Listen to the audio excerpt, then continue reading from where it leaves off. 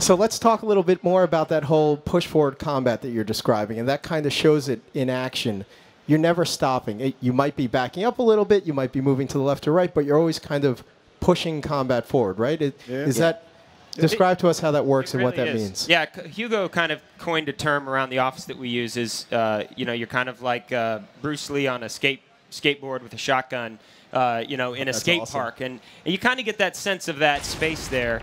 It lends itself to always moving forward, always kind of traversing the space. We have a double jump mechanic that allows you to kind of go further or go higher and grab ledges and, change the verticality of the space a lot more than kind of a classic Doom experience. But it is always about kind of moving forward and using the space to your advantage, moving your speed to your advantage. But the enemies can always flank and find a new angle on you. So, as has been said, you stop and you die pretty much in the course of this game. You're never not multitasking. There's always like 4 or 5 guys, and there's a heavy here, and an imp running around, and they have these super shot fireballs, and you could hear it wind up just like in the classic Doom.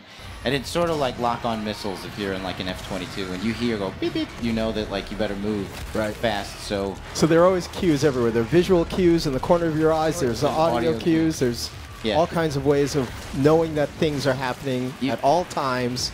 Literally, and you're always in danger. In the middle of an arena, I'll just do figure eights even when I'm just paused because they're always trying to nail you with something. And when you play it on hard, one hit, you're dead. You can get into really good combat rhythm, and that's kind of key to the game is just this constant motion and rhythm. And with the drops that are coming out, your health is really low, and you in the middle of big combat, you don't look for health packs. You look for fodder because if you don't find something to kill, you're going to die. Right. One of the parts I really love about our game is that's that ever-changing chessboard. Like the battlefield is always changing. The AI is always making a move. You need to counter. The minute you counter, another AI is coming in. And so you've got this game in your head that you're playing just to stay alive and get through it and take guys out. Combat is it's so core to what Doom is to everybody in the world, and it's really strong in our game. It's really fun working. You can't really strategize when you enter into an arena space.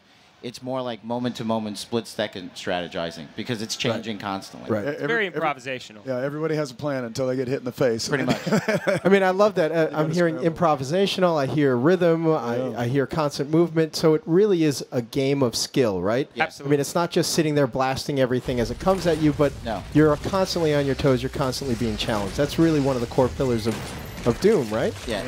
And when it's on hard, if you just straight line a guy and just like, I'm going to take him out, and I'm going to take him out, you're going to get wrecked. Like, you kind of have to do, like he says, on a skateboard, like, that's why we call it skate parks, because you have to kind of do drive-bys. Like, I'll put a couple in you and a few more in you, and I'll come back. Because if you stop and try to take out a guy at once, you're going to get wrecked. It's not a tactical shooter. It's not a cover-based shooter. It will test your skill. Nightmare mode brings a completely different level to all of this. Oh, yeah. It's awesome. Right.